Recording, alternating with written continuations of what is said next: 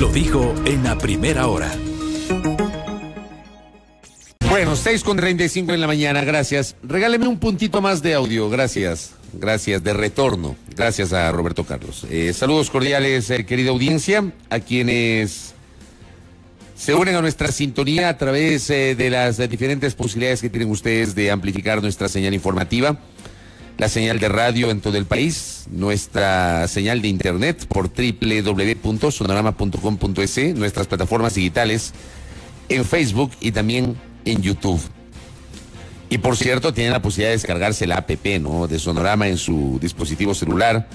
También hay esa posibilidad, ¿no? Hay esa posibilidad que tienen ustedes. Sigo recibiendo reportes de algunas zonas del país donde no tenemos la señal de radio y tenemos una enorme dificultad, está asociada al paro. Es un problema que ya lo estamos enfrentando varias semanas, producto del paro, porque nuestros técnicos no pueden llegar hasta algunas zonas a revisar justamente y tratar de solucionar el tema. Así que tenemos esa dificultad para quienes nos están reportando justamente a través de la transmisión digital. Tenemos esa dificultad justamente asociada al paro. Esa es una de las consecuencias del paro.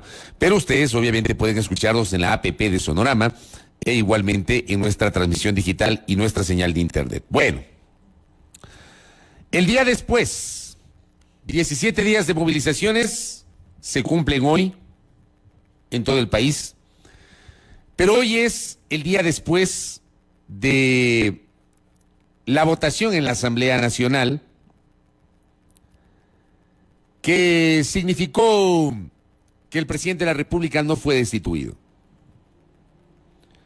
Es la primera vez desde la vigencia de la actual Constitución, en octubre del 2008, que se echó mano de este mecanismo constitucional, consagrado en la Constitución, para llevar adelante el trámite de un procedimiento de destitución del presidente de la República por la causal de grave crisis política y conmoción interna.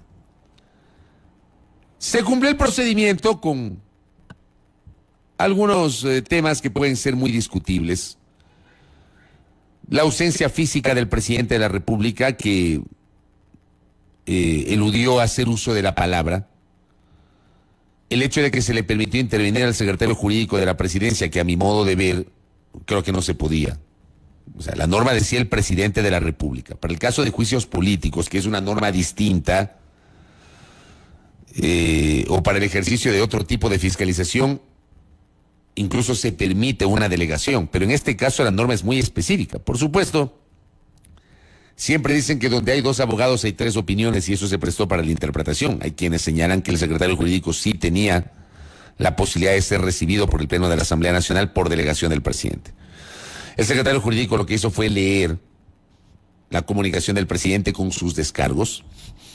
Se certificó el procedimiento, lo hizo ayer al cierre del debate el presidente de la Asamblea Nacional.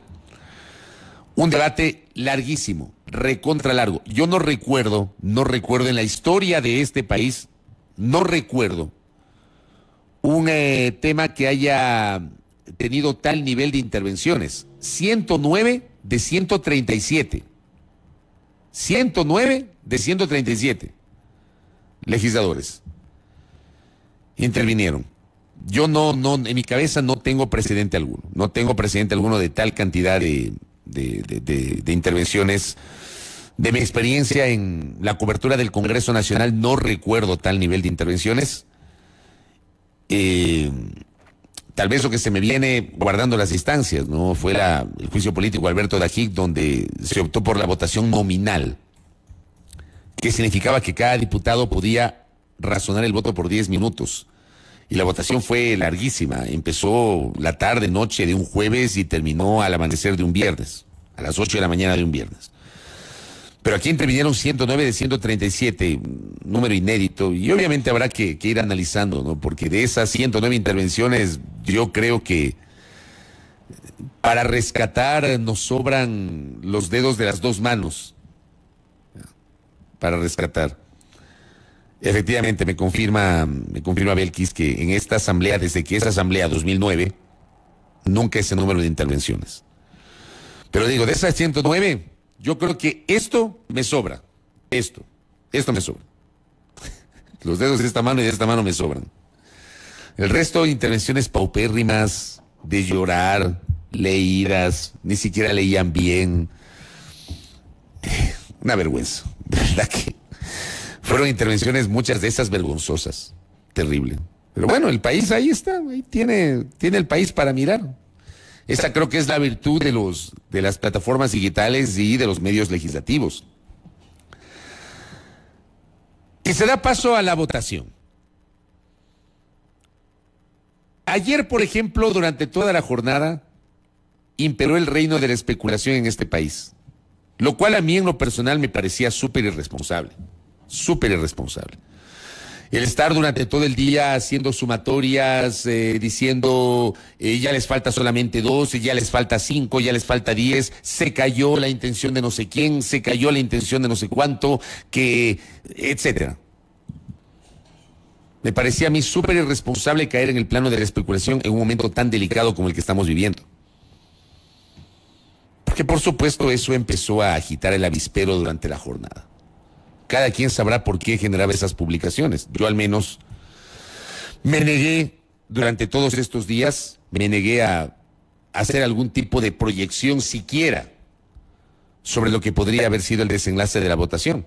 Me limité simplemente a explicar a quienes me siguen y a ustedes, quienes me siguen en las redes y a ustedes que me honran con su sintonía en este espacio y en otros espacios comunicacionales, explicarles los votos, la distribución de la asamblea y la forma de votación y cómo se resuelve esto.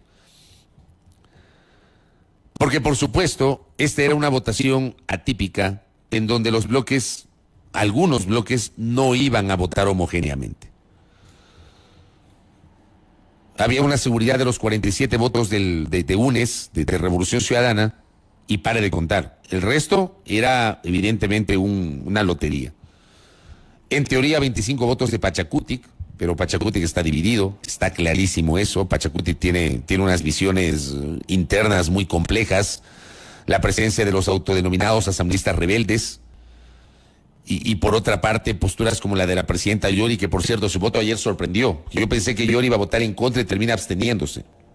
Me imagino yo que su voto de abstención termina de alguna manera siendo una suerte de respuesta a la presión que sobre Pachacutic estaba ejerciendo el movimiento indígena, al cual se debe la señora Yori. La señora Yori, que en su discurso del día sábado fue muy crítica con el proceso y se notaba su apoyo al presidente de la República, termina absteniéndose. En el caso de Pachacutic, yo digo, Pachacutic era una lotería. ¿Cómo era una lotería la izquierda democrática? Porque la izquierda democrática en el papel tiene 15, pero está claro que ahí hay 6 rebeldes, entre comillas rebeldes, que incluso los 6 no votaron igual.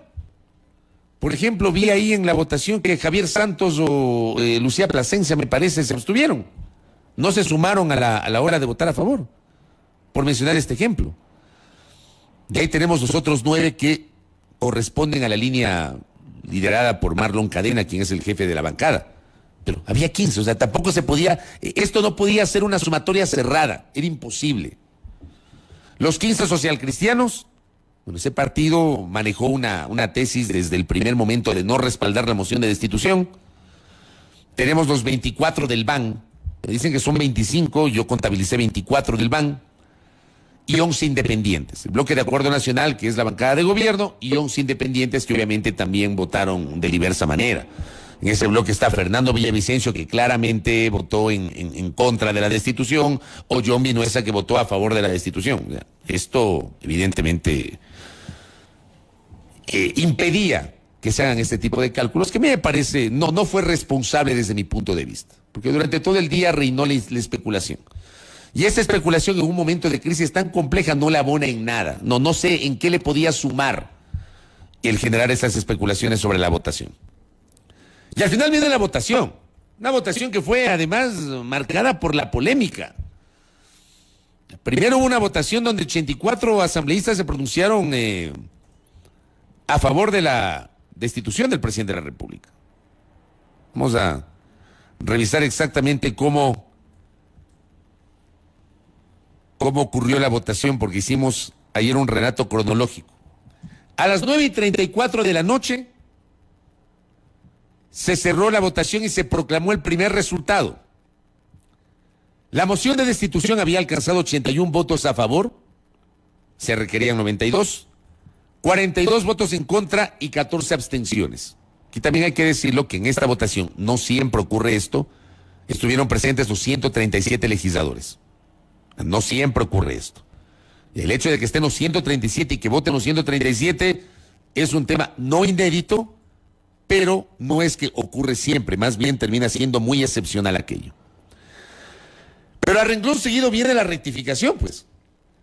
Porque la asambleísta Vilma Andrade señalaba que ella votó de una manera y el sistema registró su votación de otra manera. Y claro, como ella, también apareció el asambleísta Dalton Basigalupo, apareció el asambleísta Marlon Cadena y me parece el asambleísta Guido Chiriboga. Claro, lo de Chiriboga era impensable, o sea, Chiriboga es el presidente de Creo. O sea, es imposible que Chiriboga haya votado a favor de la moción, pero la máquina le registró su voto a favor. Eso denunció el asambleísta Guido Chiriboga. O sea, pero era imposible esto. Yo no sé qué pasó a nivel tecnológico, no sé. Porque también luego hubo una explicación de Virgilio Saquicela, el presidente de la Asamblea, sobre cómo funciona el sistema en la Asamblea. Entonces, bien raro esto, bien raro esto.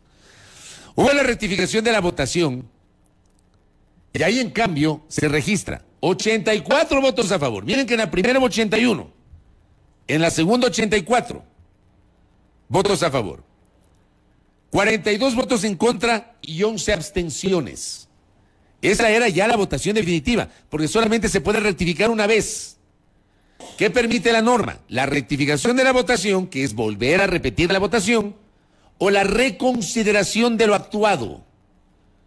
Que si gana la reconsideración, todo vuelve a foja cero. Entonces, primero la rectificación, y la rectificación 84. Vuelven a saltar ahí los legisladores. Y ahí aparecieron, pues ahí en el Zoom, esto era chistoso, ¿no? En el Zoom aparecía Marlon Cadena, aparecía Dalton Basigalupo, Vilma Andrade con un cartelito que decía no. Chistoso. De verdad, hasta para el folclore somos campeones, ¿no? Con el cartelito que decía no en la transmisión. Mandaron ahí a revisar el sistema tecnológico y claro, como no había cómo volver a rectificar la votación, ¿cuál era la alternativa? Reconsiderar la votación. O sea, volver todo a foga cero. La reconsideración significa que la votación anterior, si ganaba, ya es inexistente. Eso ya no existe. No existe. Ya olvídense de esos primeros 81 y luego 84 votos. Eso ya no existe. Se da paso a la reconsideración de la votación. Con 76 votos, y claro, interviene otra vez el ponente de la moción, el asambleísta manabita Fernando Cedeño, de Revolución Ciudadana, y vuelve a plantear la moción de destitución. Y ahí sí, final. La anterior no era borrador, por si acaso. Pero ahora sí, final. Esta votación sí ya no fue borrador.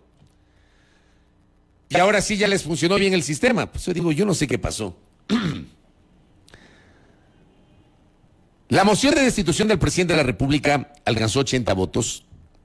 El mínimo era 92, o sea, 12 votos menos del mínimo que se requería para destituir al presidente Lasso, 48 votos negativos y 9 abstenciones.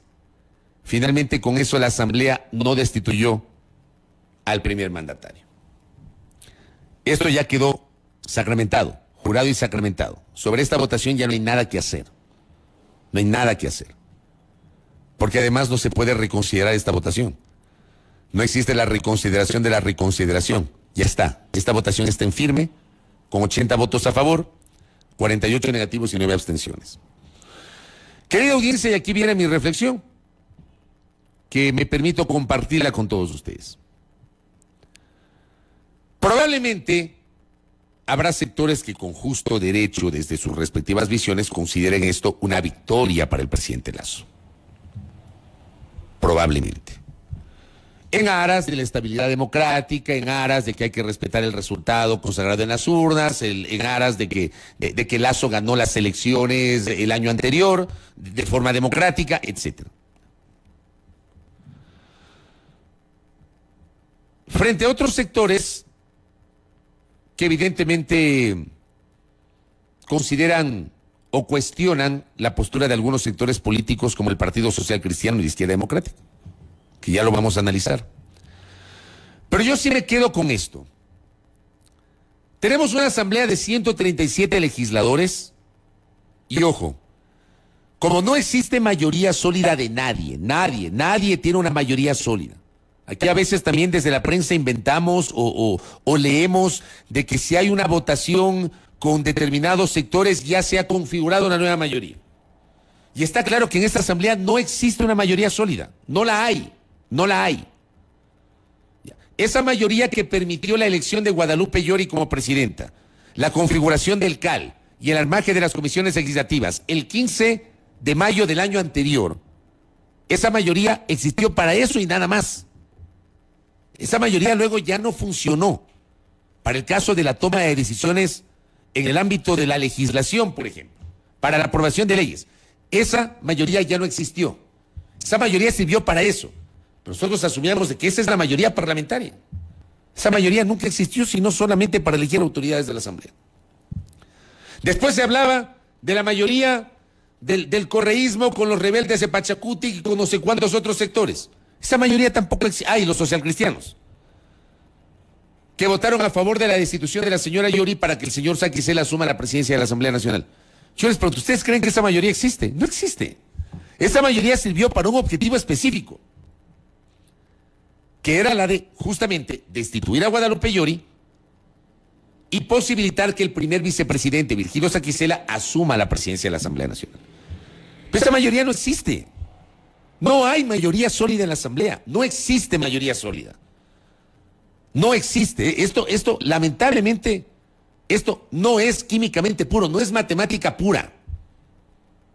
En el caso del juego de la política, con esta Asamblea tan heterogénea, donde nadie tiene mayoría por sí solo, cada votación termina siendo una aventura y genera una duda. ¿Habrá o no habrá los votos para tal o cual decisión que pueda tomar la función legislativa? Pero hoy tenemos 80, hoy, al día de hoy. Vamos a esa lectura sobre este caso que nos ocupa. 80 legisladores de 137 y ojo, la mitad más uno, o sea, la mayoría absoluta son 70. Estamos hablando de 80. De una asamblea de 137, se pronunciaron ayer esos 80 por la destitución del presidente de la República. No alcanzó la votación para destituir al presidente. En la primera vez que se apela a este ejercicio que consagra la norma constitucional. Pero estos 80, yo sí creo que debe invitar al gobierno a reflexionar, porque con esos 80 que pretendían destituir al presidente de la República, quiere decir, en una lectura totalmente epidérmica, simple, quiere decir que el margen de gobernabilidad del presidente respecto de la Asamblea se redujo a esto. A esto. El presidente no tiene margen de gobernabilidad con la Asamblea. Tiene un escasísimo margen de gobernabilidad. ¿Cómo va a gobernar en los menos de 3 años que le quedan al presidente de la República? Son 2 años y 11 meses que le queda de gobierno al presidente de la República.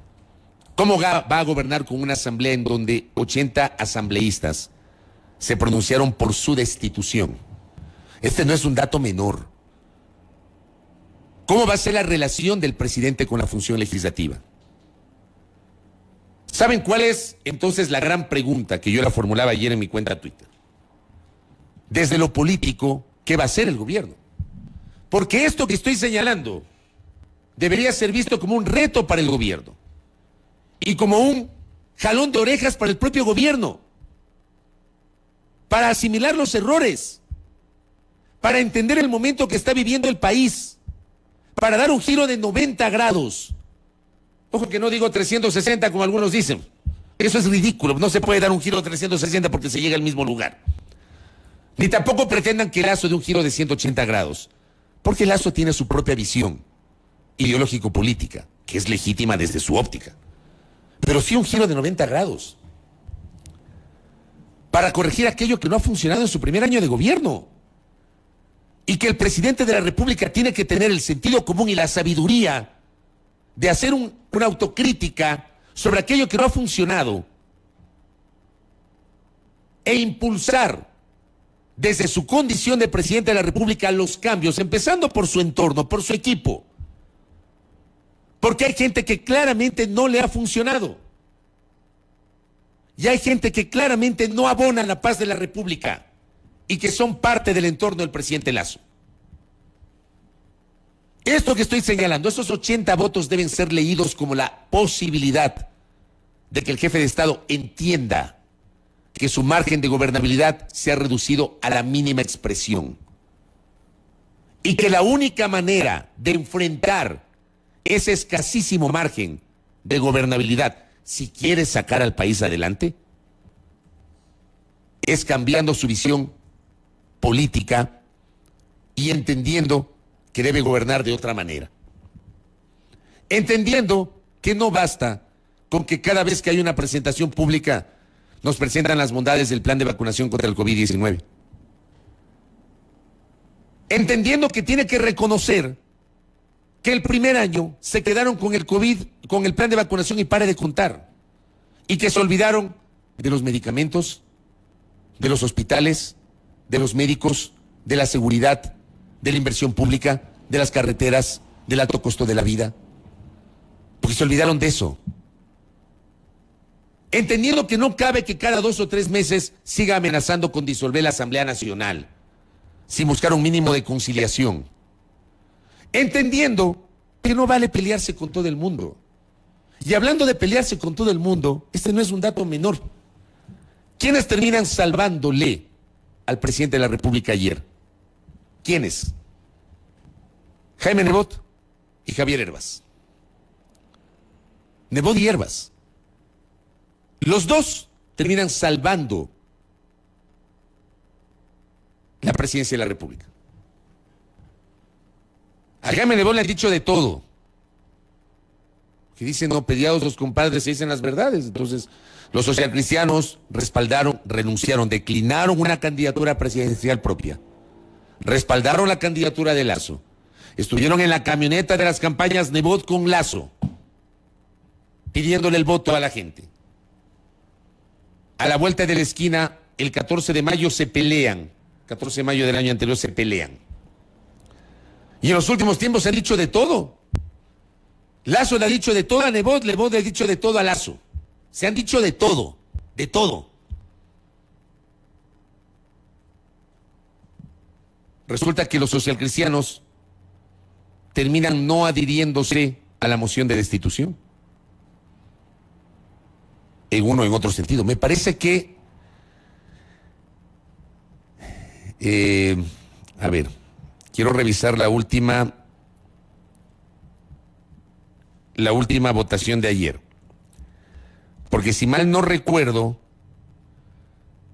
por ejemplo, uno de los asambleístas socialcristianos, el asambleísta Luis Almeida Morán, terminó absteniéndose, no votando en contra de la destitución del presidente. A ver, aquí tengo la última votación. ¿Cuáles fueron las abstenciones? Exacto. Luis Almeida. Marjorie Chávez también se abstuvo.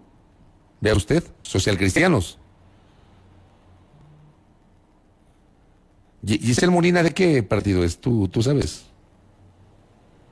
Pachacuti. Ah, ya, correcto.